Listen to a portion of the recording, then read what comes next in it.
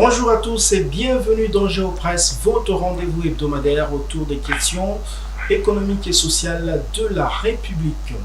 Aujourd'hui, comme toujours, l'équipe affiche complet pour analyser et débattre. Nous avons autour de la table Monsieur Fiston Oleko. Bonjour Fiston.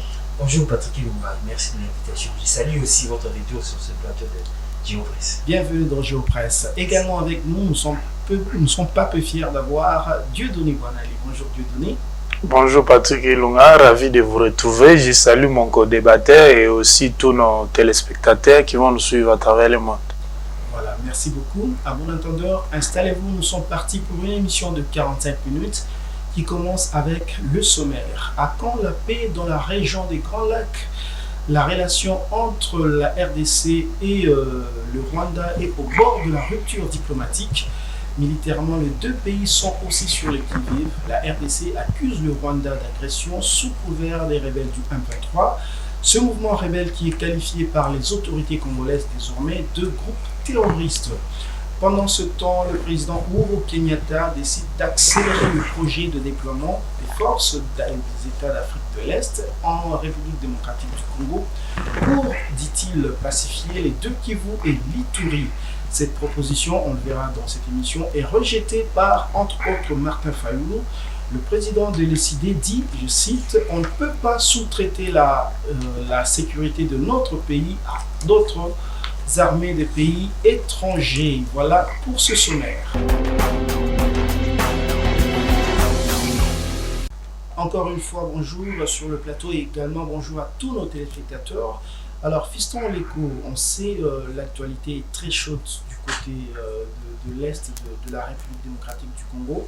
Mais bien avant de parler, par exemple, des décisions qui sont tombées cette semaine, il faut signaler, pendant qu'on est en train d'enregistrer, en tout cas du côté de Goma, il y a eu au niveau de la frontière un incident malheureux qui a coûté même la vie à un soldat congolais, parce que ce soldat se serait introduit du côté rwandais et il aurait tiré sur des policiers. C'est l'incident d'aujourd'hui, en tout cas vendredi, pendant que nous enregistrons cette émission. Alors, Fiston, venons-en maintenant à la grande décision qui est tombée cette semaine. Le Conseil de sécurité, Conseil supérieur de sécurité, s'est réuni autour du président Félix Tshisekedi et des décisions avaient été prises, entre autres la suspension des actes ou bien des accords commerciaux avec le Rwanda. Il s'agit de tous les accords. Est-ce que vous pouvez nous faire le résumé de ces accords-là? Parce que les gens se demandent le contenu de ces accords, c'est quoi? Oui, merci beaucoup M. Patrick Ilunga pour la parole. Vous l'avez si bien dit dans votre introduction, surtout en signalant la mort d'un des éléments de nos forces armées de la République démocratique du Congo, les FARDC, dans le territoire rwandais. On ne sait pas vraiment jusque-là. Les enquêtes sont en cours, on ne sait pas vraiment les circonstances dans lesquelles le militaire congolais s'est retrouvé sur le sol rwandais. Parlons des accords. Les accords signés entre la RDC et le Rwanda. C'est-à-dire qu'il faut dire, ce sont des sanctions qui sont venues s'ajouter à la sanction que la République démocratique du Congo avait infligée au Rwanda en suspendant bien évidemment le vol de la société rwandaise d'aviation. Rwandair, c'était en mai, à la fin du mois il y a 3 semaines, oui. C'était justement après les attaques qu'on a connues du 19 au 25 mai, et à partir de laquelle le gouvernement congolais avait signalé même le soutien du Rwanda aux forces, aux groupes armés du M23. À la même occasion, on avait signalé même que le groupe serait désigné comme un groupe terroriste.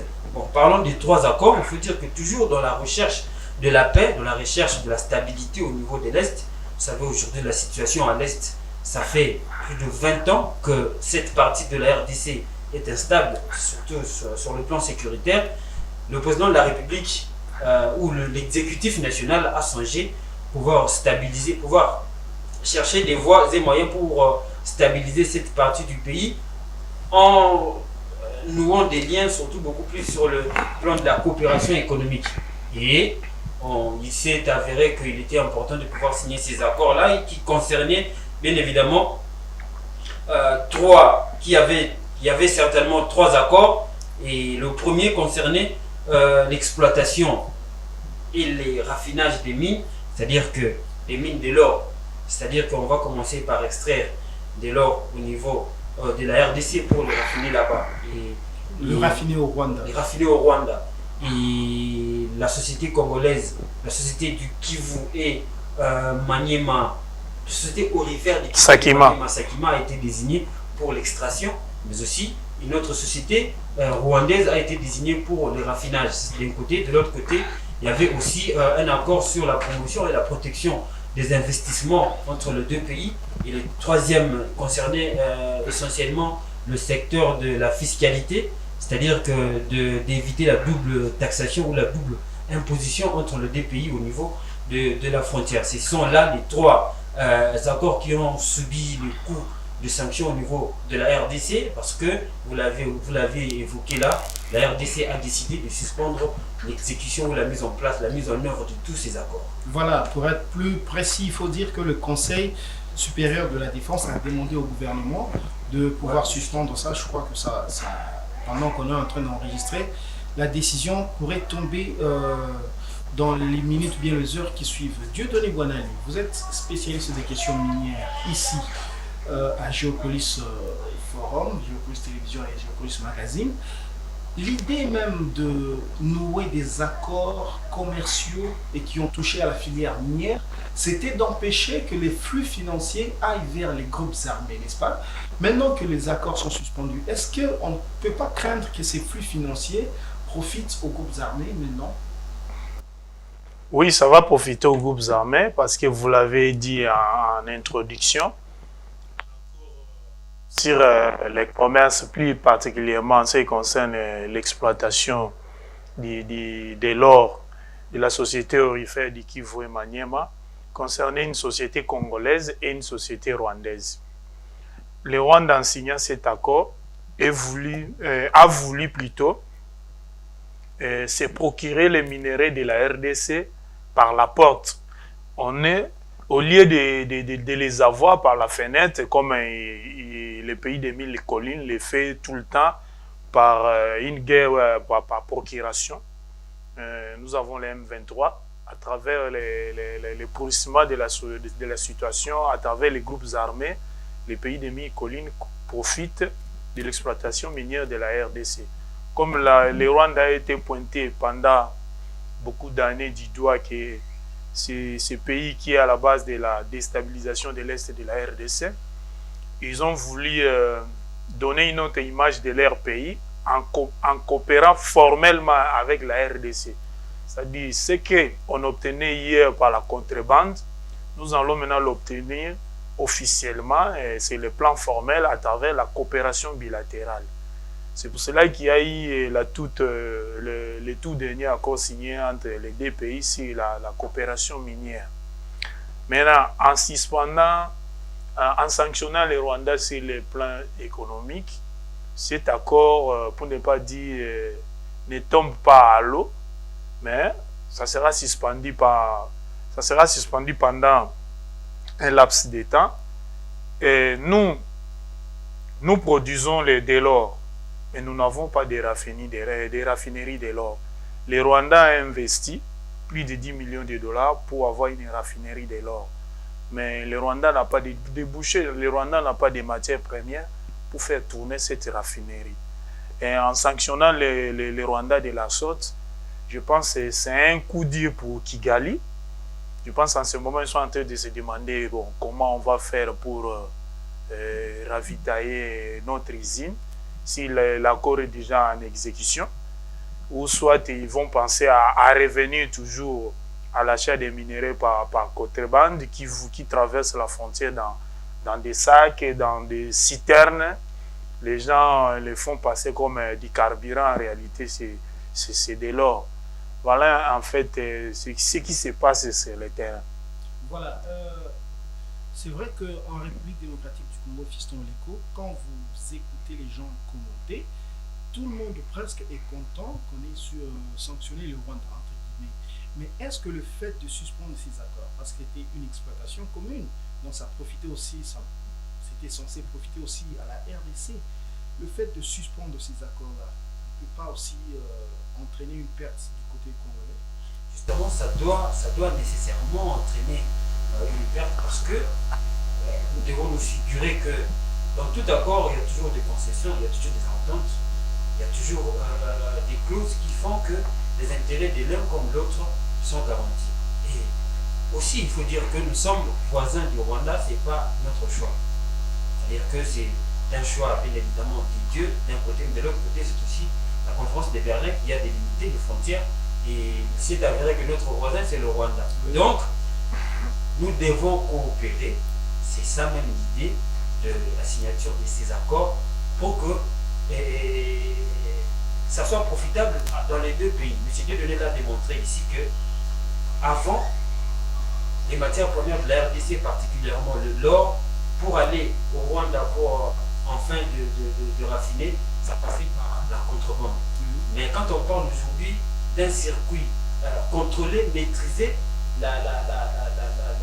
cette filière-là, d'un circuit maîtrisé, contrôlé, pour pouvoir commencer par l'extraction et le raffinement, c'est-à-dire que la RDC gagnait, parce qu'on parle là de la société de la RDC qui est la Sakima, et de l'autre côté il y a Guiter LTD, c'est-à-dire que quand on rend de tels accords, bien évidemment c'est un coup dur, non seulement par le Rwanda, pour le Rwanda, mais aussi pour la RDC. Mais beaucoup plus le Rwanda, parce que le Rwanda n'a pas la matière première, nous avons la matière première, nous avons des sociétés qui peuvent aider la RDC, si pas raffiner ici, mais exporter, qui ne peuvent pas aider, mais qui peuvent nouer des accords avec la RDC, particulièrement la Sakima, pour exporter. Mais eux, de leur côté, déjà, il faut dire que le Rwanda n'est pas un pays producteur de l'or, ce que je sache. Et quand vous manquez déjà la matière première, c'est difficile de faire tourner la machine. C'est un coup dur pour les deux. C'est un coup dur pour les deux, comme vous venez de le dire, parce qu'il faut, c'est pas un secret, hein. Le Conseil de sécurité des Nations Unies a dit également, il y a même quelques semaines, c'est une répétition, que les frais, ou bien des flux financiers, ou bien la production illégale des matières premières, c'est ça qui alimente même les groupes armés. Alors, Dieudonné Boinali, est-ce qu'on peut craindre dans les heures qui viennent, vu les incidents et tout ce qu'il y a comme mésentente entre le Rwanda et la RDC, est-ce qu'on peut craindre une rupture diplomatique, par exemple, ou bien une fermeture des frontières? Fermeture des frontières, oui, mais rupture diplomatique, je ne pense pas. Même les grandes puissances ont toujours pris des précautions lorsqu'ils sont en guerre, de garder des contacts, même si c'est les plans diplomatiques. Une guerre, on sait quand est-ce que elle commence, mais on ne sait pas comment elle se termine. Il y a aussi une autre variante. Quand vous commencez une guerre, vous n'avez pas de certitude que vous devez la gagner. Parce que pour gagner la guerre, l'expérience a montré aujourd'hui qu'il ne suffit pas seulement d'avoir de la haute technologie, les armes des dernières générations. Il faut avoir aussi les soutiens populaires. Il faut tenir aussi du contexte mondial. Vous voyez avec ce qui se passe en Ukraine et la Russie. La Russie, c'est une superpuissance. Les gens pensaient que non, on pouvait anéantir l'Ukraine dans un laps de temps, dans 5 secondes ou une semaine. Mais aujourd'hui, nous avons dépassé 3 mois. C'est le cas aussi avec la guerre entre la RDC et le Rwanda. Le Rwanda a toujours pensé que nous sommes un État faible, nous ne nous organisons pas. Et nous allons continuer toujours à mater, à coloniser, entre guillemets, la RDC, à envahir, à se promener sur toute l'étendue du territoire national de la RDC comme nous le voulons. Mais ça devient maintenant difficile. La RDC s'organise, s'est réorganisée. Il suffit de jeter un coup d'œil sur l'organisation actuelle de notre armée. Vous allez voir qu'il est actuellement difficile de créer une rébellion et de parcourir les 2 345 km², vous venez jusqu'à Kinshasa. Pour ne pas dire les 2000 km qui séparent l'Est et l'Ouest de la RDC. Pour faire la guerre, il faut aussi avoir des moyens. Ce que je veux dire, les deux pays ne vont pas arriver jusqu'à fermer les ambassades. Les rappels des ambassadeurs, oui. Fermeture des frontières, oui. Nous avons besoin de fermer nos frontières parce que de part et d'autre, entre les deux pays, ces frontières sont poreuses. Il n'y a pas un mur de séparation. Même en dur, même en barbelé électrique. il y a des coins et des recoins le long de cette frontière où les gens passent sans être contrôlés. Je pense que si on ferme les frontières, ça va créer une certaine peur. Les gens vont éviter de traverser de part et d'autre, de peur de se faire tirer, de se faire arrêter. Ce sont des moyens de dissuasion. Voilà. Mais j'aimerais dire ceci, par rapport à ce que mon confrère Oleko a dit, ces sanctions sont plus un coup dur pour les Rwandais que pour la RDC. Nous sommes un pays à potentiel minier.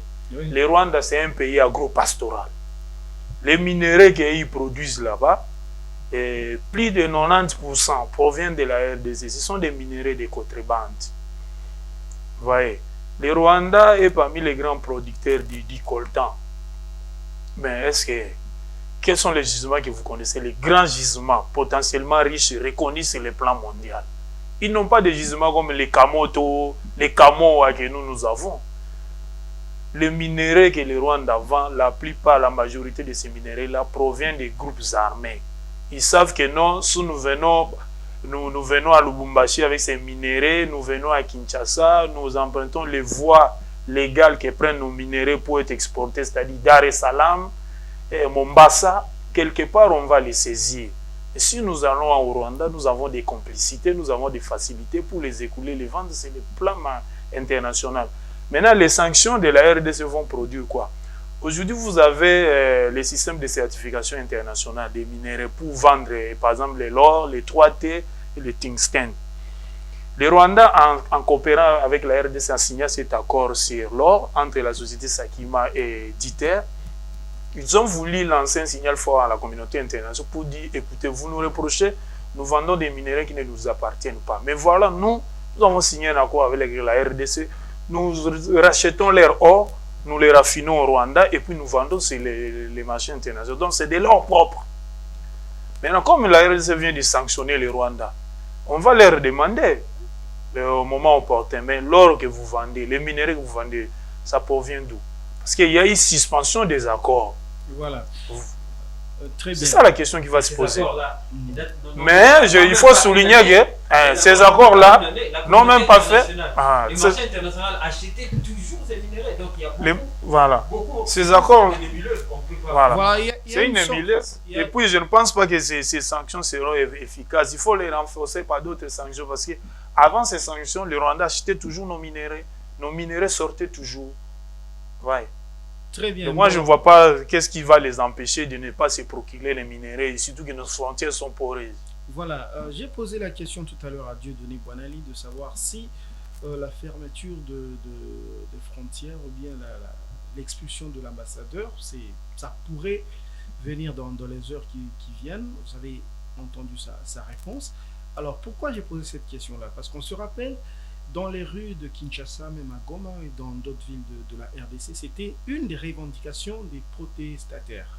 Les gens ont marché pour demander l'expulsion de Vincent Karega, qui est l'ambassadeur rwandais en poste à Kinshasa. Mais jeudi, Martin Fayulu a fait la même recommandation et a demandé qu'on expulse carrément l'ambassadeur rwandais. Est-ce que selon vous, c'est une solution durable? Vous savez, dans l'histoire même des conflits entre États, quand on arrive à la rupture des relations diplomatiques, c'est-à-dire que nous sommes vraiment au fond, c'est-à-dire que nous sommes vraiment au bout du tunnel. Voire même tout proche de la guerre. Ce qui suit, vous allez comprendre que l'un comme l'autre des pays va appeler les ressortissants. Par exemple, la RDC va appeler ses ressortissants du Rwanda, et le Rwanda va appeler ses ressortissants en République démocratique du Congo. Et c'est la guerre totale. Nous sommes dans une phase où le Rwanda ne reconnaît pas totalement, ne reconnaît pas avoir agressé la RDC. Et la RDC aussi, parce qu'il ne faut pas oublier que le Rwanda aussi accuse la RDC de pouvoir l'attaquer à travers des groupes armés, notamment les FPLR. C'est-à-dire que nous sommes dans une posture, moi, peut-être en ce qui me concerne, moi, j'encourage de continuer avec les sanctions. Et hier c'était Rwanda, aujourd'hui nous parlons de la suspension des accords entre les deux pays. Comme l'a dit M. Dieudonné, il faut peut-être aller par exemple à la fermeture des frontières parce que Et accentuer les sanctions économiques. Parce qu'il y a des entreprises rwandaises qui sont établies en RDC. En pas seulement rwandais. Vous avez la parole, mais en cas de fermeture des frontières, les populations de Goma et du Nord qui vont faire le frais, donc ce sera peut-être contre-productif. Justement, le conflit aujourd'hui, c'est au niveau peut-être des leaders, peut-être des gouvernements. Mais les populations, dans la pratique sur terrain, vous allez comprendre que Goma ou soit la RDC, les zones frontalières avec le Rwanda bénéficient bien évidemment des produits qui sont produits au Rwanda. La RDC aussi a des choses qu'il exporte du Rwanda. Donc les populations, toujours c'est elles qui en paient les frais. La rupture diplomatique aujourd'hui, c'est aller vraiment trop vite en besogne. C'est aller trop vite en besogne. Il ne faut pas nous voiler la face. Il y a justement des mécanismes, surtout sous-régionaux, qui sont en cours, qui justement, moi personnellement, je ne crois pas trop à ça, parce que si vous allez vous rappeler, après les premières attaques de mai, du 19 au 25 mai, on avait annoncé un mécanisme de vérification de la CIRGL. Oui. Jusqu'à aujourd'hui, les résultats tardent à venir. Mais moi, je crois que sur le plan diplomatique, il y a vraiment un travail à faire pour aller justement vers la fin de ce conflit qui oppose la RDC et le Rwanda. Aller directement vers la rupture diplomatique, la rupture des relations diplomatiques, c'est aller vraiment trop vite en besoin. Selon vous, la paix est encore possible entre les deux pays? La paix est encore possible entre les deux pays. Moi, je crois en ça. Voilà. Si j'ai Martin Fayulu a, par exemple, révélé que c'est la 5e fois que le Rwanda agresse, je le cite, agresse la RDC, mais les gens qui nous regardent à la maison peuvent se poser la question, mais le Congo a 9 voisins, pourquoi tout le temps on parle du Rwanda? Vous qui suivez en tant que journaliste ces questions depuis longtemps, pouvez-vous nous dire d'abord, pourquoi le Rwanda agresse toujours la RDC selon vous? Bon, moi je pense, à mon humble avis, il y a 3 raisons. La première raison, c'est connu de tout le monde, c'est le projet expansionniste du Rwanda. Le Rwanda nourrit des ambitions de couper une partie du territoire national et de l'annexer. Ça, c'est connu de tout le monde. Depuis le fameux projet de balkanisation. Voilà, les fameux projets de balkanisation qui est toujours dénoncé et que nous dénonçons avec la dernière énergie. C'est ça la première raison. La deuxième raison, c'est la RDC est en train de renaître de ses cendres. Permettez-moi l'expression. Aujourd'hui, vous avez le gouvernement Sama qui travaille beaucoup et les premiers résultats sont là, nous les constatons. Nous avons aujourd'hui un budget de plus de 10 milliards de dollars. Vous avez l'état de siège qui a été décrié. L'état de siège que certains nous réclament. Voilà, il y a des gens qui combattaient l'état de siège, dont les clergés catholiques et certains opposants. Maintenant, le pays est en danger, on nous a agressés. Toutes ces personnes-là se sont tuées. Personne ne parle. Personne ne lève même son petit doigt pour condamner le Rwanda. Mais elles étaient les premières en première ligne pour décrier et demander qu'on puisse mettre fin à l'état de siège. Là, je voulais dire quoi? La RDC s'organise.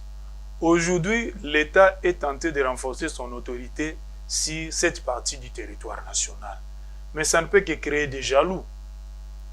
Ça ne peut que créer des jaloux. Il faut garder les statu quo, c'est-à-dire il faut le pourrissement de la situation.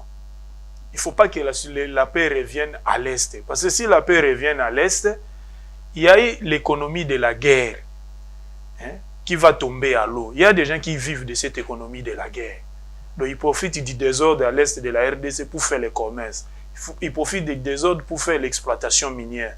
Mais si on remet de l'ordre, qui va faire encore l'exploitation minière illicite? Vous allez rentrer dans un cadre formel, vous allez payer les impôts, vous devez venir ici à la porte d'entrée pour tout investisseur voulant investir au Congo, à la NAPI.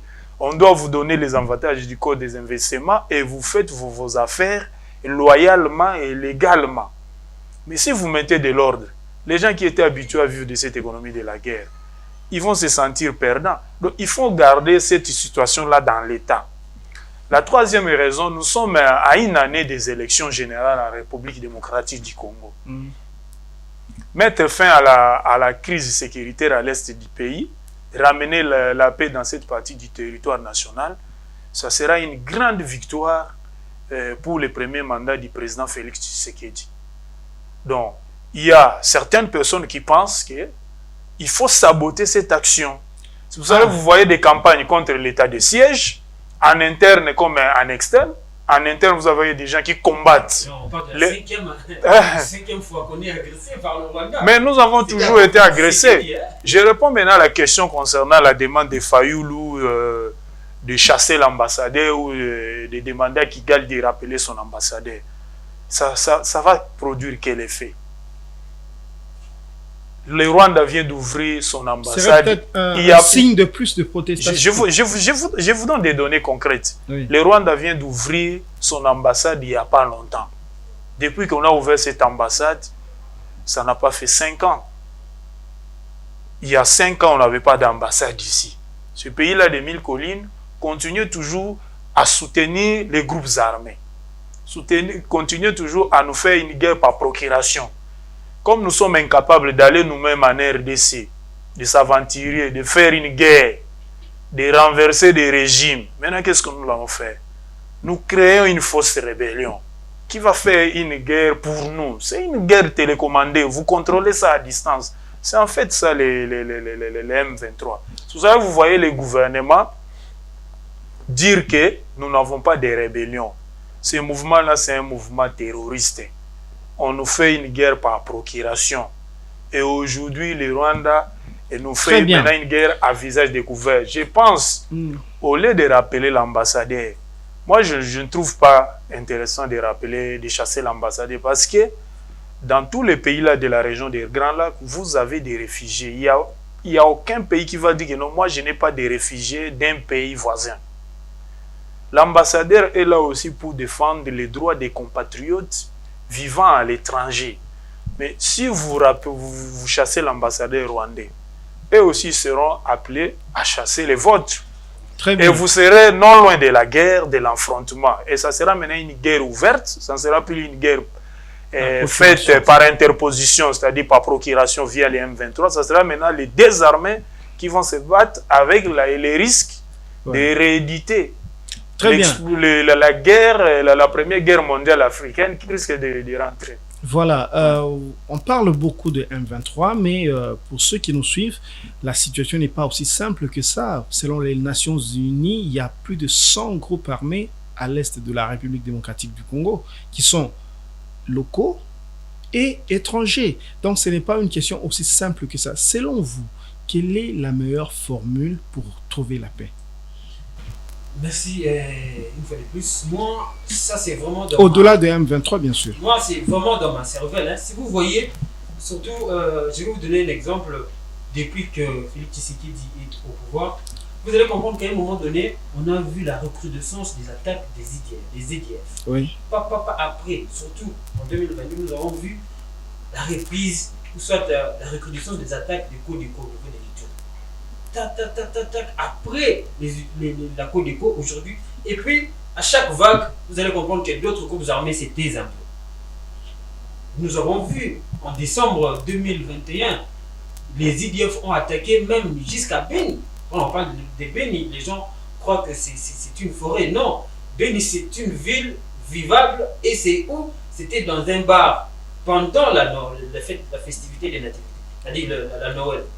C'est-à-dire qu'aujourd'hui, on parle de M23 et vous allez comprendre que d'autres groupes armés se sont un peu dessus. Donc moi, voilà pourquoi j'ai parlé des nébuleuses. Un jour, j'ai parlé ici de la question de la sécurité totale, ou de la reprise ou du rétablissement de la paix totale au niveau de l'Est du pays. C'est vraiment une forme de mosaïque. C'est-à-dire qu'il y a beaucoup d'implications, il y a beaucoup d'enjeux et il faut vraiment arriver... Voilà, il faut vraiment que la RDC, parce que c'est la RDC qui est comme un éléphant où tout le monde vient taper sa part. Donc, c'est-à-dire il faut vraiment que la RDC arrive à identifier à chaque groupe ou à chaque vague quel est le vrai problème. Même avec le Rwanda, on parle aujourd'hui. On ne sait pas. On pensait que le problème était économique, mais Félix Tshisekedi ou le gouvernement ou l'exécutif actuel a fait des concessions. C'est-à-dire que s'il n'était pas nécessaire pour la RDC de conclure des accords avec le Rwanda à ce point-là, parce que le Rwanda ne produit pas de l'or. Mais nous sommes arrivés jusque-là pour trouver la paix. Trouver la paix, mais voilà. C'est sans succès. Donc il faut arriver à trouver, surtout pour chaque groupe armé, quel est le vrai problème. Et en ce moment-là, on trouvera des bonnes solutions, c'est-à-dire poser des diagnostics. Très bien, on est talonné par le temps. Mais au niveau de la région Dieudonné Boinali, on a vu que le président Uhuru Kenyatta a fait une proposition de déploiement des forces des États membres de la communauté d'Afrique de l'Est pour venir dans le sud Kivu, dans le nord Kivu et dans l'Ituri pour pacifier ces régions-là. Quelle est votre lecture par rapport à cette proposition? C'est une mauvaise proposition, mais permettez-moi de glisser un mot en une seconde par rapport à la solution pour la paix. Je pense qu'il faut réorganiser notre armée, continuer à réorganiser notre armée et la doter des armes dissuasives. Moi, je pense aussi aujourd'hui, notre armée, nous avons des armes dissuasives. Demain, on ne viendra pas nous agresser parce que le personnel militaire est là. Notre armée a fait par le passé des interventions dans beaucoup de pays et nous avons toujours été un pays qui a des bons soldats, ça c'est reconnu sur le plan international. Il faut doter l'armée des armes dissuasives. Il faut aussi pousser les autres pays de la région à dialoguer avec les rebelles. On ne peut pas seulement imposer à la RDC de dialoguer avec ces rebelles, qu'ils soient vrais ou de faux rebelles. Les autres pays doivent aussi dialoguer avec les rebelles.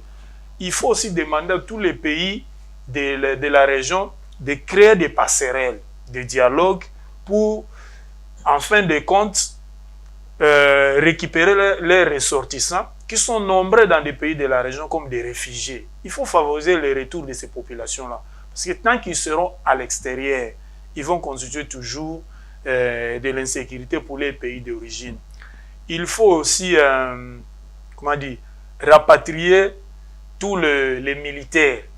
Parmi les réfugiés, nous avons des militaires. Tous les militaires qui sont dans les pays de la région, il faut qu'ils rentrent dans les pays d'origine. Voilà, moi, ce que je propose comme solution pour la paix. Maintenant, je reviens par rapport à la question sur la proposition la proposition du président Uhuru Kenyatta. C'est une belle proposition, mais il faut un peu la dépoussiérer. Pourquoi j'ai dit ça? Vous proposez qu'on puisse installer une armée régionale à l'est de la RDC. Mais quels seront les pays qui vont envoyer des contingents? Ça seront toujours les mêmes pays. Parmi les pays-là, vous allez voir, il y a des pays qui seront jugés partis. Les mêmes pays créent l'insécurité à l'est de la RDC en soutenant les forces négatives et les groupes armés. Les mêmes pays sont appelés encore à venir imposer la paix des forces. Ça ne va pas, c'est contradictoire. Moi, je souhaite, c'est une belle proposition, mais je souhaite, parmi les pays qui nous font la guerre tout le temps, ces pays-là ne doivent pas envoyer leurs contingents en RDC. Je pense même qu'il faut retirer les troupes ougandaises. Envoyer la force de la CIRGL, mais dans cette force-là, qu'on ne trouve pas les militaires ougandais, les militaires rwandais et les militaires burundais. Très bien. Là où vous allez apporter la solution. Et surtout, il faut aussi les retraits de la MONUSCO. Très bien. Ils sont pour quelque chose. Très bien. Il faut dire que le président Uhuru Kenyatta parlait au nom de la communauté d'Afrique de l'Est. Et dans cette communauté, on a le Burundi, le Rwanda, l'Ouganda, le Sud-Soudan, le Kenya et la Tanzanie. Et la RDC, ça fait 7 membres. Alors, Fiston, Oleko, tu vas donner ta lecture de cette proposition. Mais il y a des spécialistes à qui j'ai posé la question il y a quelques jours. Ils m'ont dit, eux, ils craignent que cette proposition-là, le déploiement des troupes, soit comme un gouffre financier. Ils ont comparé ça à la MONUSCO et en même temps, soit comme un flop sécuritaire. Ça ne va pas forcément réussir comme la MONUSCO. Quelle est votre lecture par rapport à leur appréciation? Justement, on ne dit pas trop, ces groupes-là, quand ils viennent, c'est aussi l'argent qui part. C'est la RDC qui finance tout ça. La MONUSCO, on a parlé, c'était en termes de millions chaque mois que la RDC dépense. Et il faut dire aussi que la question de l'intégrité nationale, c'est aussi une question de la souveraineté. On ne peut pas à chaque moment pour ne pas emprunter les termes de l'opposant congolais, le politique congolais Fayoulou, sous-traiter la question de la sécurité de notre pays aux forces étrangères. C'est bien beau de pouvoir penser à une force sous-régionale, comme l'a dit le président Uhuru Kenyatta. Mais moi, je pense qu'il faut vraiment penser à une réorganisation, comme l'a dit M. Dieudonné, en interne, la puissance de la dissuasion. Vous savez, tous les pays du monde travaillent dans la dissuasion. Vous savez, aujourd'hui, la question de l'insécurité à l'Est n'est pas seulement avec les pays étrangers, mais aussi entre nous, les nationaux. Il y a des groupes armés qui sont totalement ou entièrement composés des Congolais. Voilà même pourquoi vous allez comprendre que l'armée n'attaque pas trop certains groupes nationaux, parce que ce sont des Congolais. Jamais on peut donner la mort à autant de Congolais comme ça. Donc, voilà pourquoi j'ai même parlé aussi tantôt question de la négociation, bien que ça ne donne pas vraiment grand-chose, surtout au niveau des consultations de Nairobi. Bon, ça, c'est d'un côté. Mais de l'autre côté, la question là du déploiement des forces de la sous-région, moi, je crois que c'est vraiment une question à mettre d'abord au frigo, parce que je crois que c'est vraiment inopportune. Voilà, vous pensez que c'est une proposition une force de trop aussi. Une force de trop en Déjà d'accentuer la force militaire. Oui. Avec la question de Bunagana, nous avons deux langages. Mais au fond, il y a les forces de la RDC, mais aussi les forces de la MONUSCO. Nous voyons le Rwandais, la MONUSCO ne voit pas le Rwanda. C'est vraiment compliqué. Voilà, selon vous, c'est une proposition qui est à mettre au frigo, mais il y en a qui sont allés loin, qui ont dit, et ce sera la dernière question, qui ont dit que ce serait un plan ourdi par les mêmes qui attaquent la RDC, parce qu'on a vu qu'il y a quelques jours, moins de 10 jours, le général Amourozi, qui est le fils de Museveni, est allé voir le président Kenyatta discutant du Congo. Il a été porteur du message de l'État ougandais. Est-ce que vous pensez aussi que, comme certains Congolais, que c'est un plan ourdi par les mêmes qui nous attaquent? C'est un plan ourdi par les mêmes qui nous attaquent. Je pense que Patrick Ilunga, on veut nous mettre dans une situation où nous ne pouvons plus, nous ne pourrons plus nous en sortir. Aujourd'hui, l'état de siège a apporté un peu de la paix dans cette partie du pays, même si ce n'est pas au niveau des attentes. Mais il y a quand même un petit changement. Vous pouvez demander à nos compatriotes vivant à l'Est, ils vont vous dire que non, depuis l'état de siège, il y a eu quand même un petit changement. Ah, mais les nous parlementaires, faisons face aux parlementaires originaires de l'Est peuvent vous contredire. Hein? Mais parmi ces parlementaires-là, Mbosso, le président de l'Assemblée nationale, dit parmi il y a ceux qui financent les groupes armés. Comment nous pouvons les croire? Ils nous créent aussi l'insécurité. Je voulais dire ceci. Il vous reste 30 secondes. Je voulais dire ceci. Le fils de Museveni est pressenti comme le successeur de son papa. Oui. Voilà. Donc moi, je ne peux pas m'étonner de son ambition, de ses ambitions présidentielles et même de sa vision. Ça, c'est de 1. De 2, amener cette force-là en République démocratique du Congo, d'ailleurs, mon confrère Oleko l'a dit tout à l'heure, ça va coûter beaucoup d'argent. Nous avons besoin de cet argent pour la reconstruction du pays.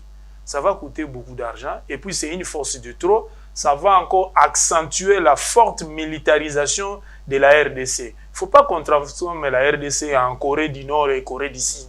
C'est-à-dire le Rwanda et la RDC deviennent Corée du Nord, Corée du Sud. Ouais. Voilà. Même si, historiquement, tout le monde sait que nous avons les moyens, nous sommes plus forts qu'eux. Ils ont seulement le soutien de la communauté internationale. Ils vendent bien leur holocauste, entre guillemets, les génocides rwandais. C'est pour cela que chaque fois que nous voulons répliquer, on dit non, protection des minorités. Nous, l'Occident, on protège les minorités, il ne faut pas s'attaquer au Rwanda. Mais quand ils attaquent la majorité, ils tuent des paisibles citoyens. Quelqu'un qui est allé faire ses activités champêtres, cultiver, il arrive au champ comme ça, on lui coupe la main, on lui coupe la tête. C'est inhumain, c'est pas bien. Il faut que ces choses-là cessent. Moi, je pense que cette force-là, elle sera la bienvenue si on remplace la MONUSCO par cette force-là. Elle sera la bienvenue si on ne retrouve pas les 3 pays qui nous ont toujours fait la guerre dans cette force-là. Elle sera la bienvenue si sa mission sera d'une courte durée et qu'on va s'attaquer aux vraies causes de l'insécurité à l'est du pays. Très Si bien. c'est pour venir observer, comme l'autre mission de plus de 20 000 hommes et circuler dans des jeeps climatisés à Beni, On ne peut pas attaquer. avec des discours, on ne peut pas attaquer. Nous avons les mandats d'observation, on ne peut pas tirer même un coup de feu. Ça ne sert à rien. On va terminer, ce sera votre mot de la fin. Mais Oleko, on sait aussi que c'était une décision de conclave tenue à Nairobi entre les chefs d'État, dont le président Félix Tshisekedi, d'amener les troupes ici. Donc, ce n'est pas vraiment une surprise. Alors, en 30 secondes, pensez-vous que c'est une machination ou bien un agenda caché des mêmes qui attaquent la RDC? Justement, on peut penser à une machination. Prenons l'exemple de l'Ouganda. L'Ouganda, aujourd'hui, si elle est engagée dans la mutualisation des forces avec la RDC, on l'a révélé récemment, c'est pour protéger ses exploitations pétrolières au niveau de lac Albert. Pourquoi cette force-là n'est pas active beaucoup plus sur le nord Kivu, c'est seulement au niveau des Lidures? Parce qu'ils veulent protéger leur investissement, ils veulent protéger... Et surtout aussi imposer la paix pour la construction de la route qui va aller de Kisangani jusqu'à Kampala. Pour pouvoir répartir leur bien vers la RDC. Vers la RDC. C'était dans un contexte où... commercial. L'Ouganda et le Rwanda, ça n'allait pas bien. Donc, moi je pense que cette proposition de pouvoir venir avec le groupe armé, avec une force de l'EAC ici au Congo, et c'est comme je l'ai dit tantôt, c'est vraiment inopportune parce qu'on l'a dit, l'EAC n'est composé que de 7 États. Et je ne crois pas qu'un seul État... dont la moitié sont des agresseurs. Dont la moitié sont des agresseurs. Je vois qu'un seul État voudra envoyer seulement que ses forces armées au niveau de la RDC.